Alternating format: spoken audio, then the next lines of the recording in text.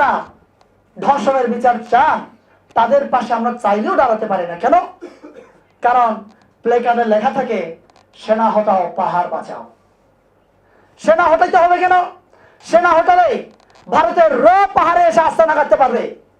সেনা হটালে 1500 কোটি টাকা থেকে 3000 উন্নীত হয়ে আরো 1000 কোটি টাকা আরো চালু উত্তোলন করতে পারবেন।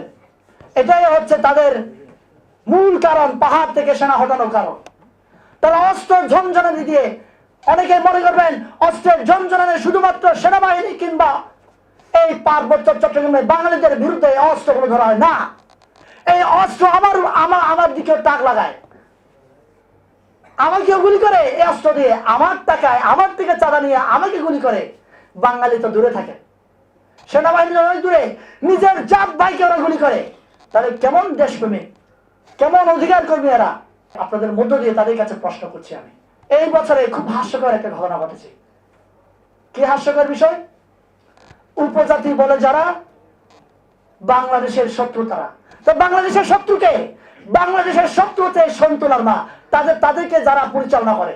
আমরা যারা 2-4 জন দেশের পক্ষে কথা বলি, আমি 8 তারিখ প্রেস ক্লাবের সামনে একটা সভা করেছি, বিক্ষোভ সমাবেশ করেছিলাম। আমরা আদিবাসী নয়। যারা এই প্রোগ্রামে এসেছে তাদের প্রত্যেককে ধরে ধরে ঘরে গিয়ে গিয়ে অস্ত্র দিয়ে হুমকি দিয়ে বলছে, তুমি কেন ঢাকায় এসো? তুমি কি আদিবাসী না? তারা বলছে, ভাই আমি তো আদিবাসী না, আমি তো ব্রো, আমি মারমা, আমি চাক, আমি খিয়াং, আমি খুবই।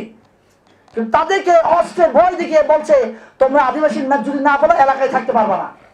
তাহলে এমন পরিস্থিতি এই পার্বত্য চট্টগ্রামে চলছে, আমরা কিন্তু জেনেও জানছি না, দেখেও দেখছি না।